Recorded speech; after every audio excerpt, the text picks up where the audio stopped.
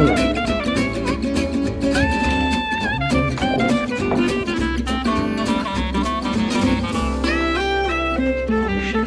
ともちゃん見つけたよ。ともちゃん見つけたよ。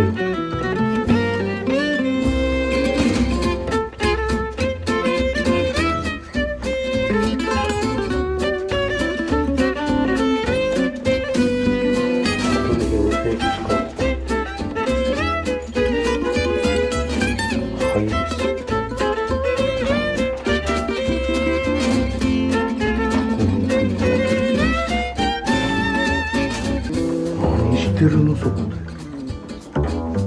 ともちゃん、とも。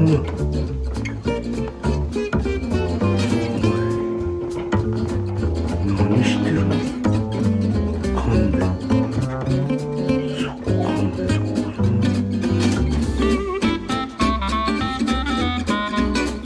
何か怒っとるやん。怒っとるやん。どうしたの？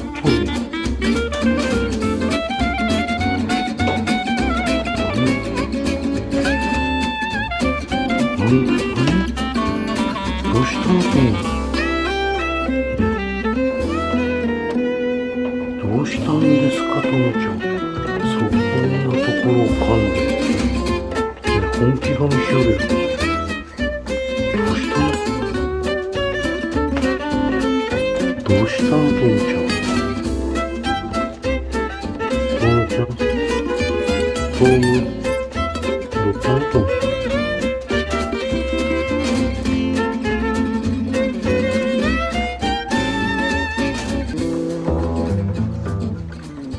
トム君はなんかないです。これトイレに行く前です。ト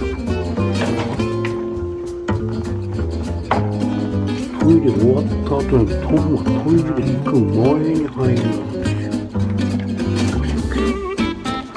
ダメだな、お前。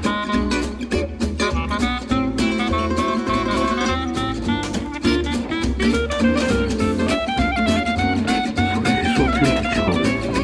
イライラへそ天。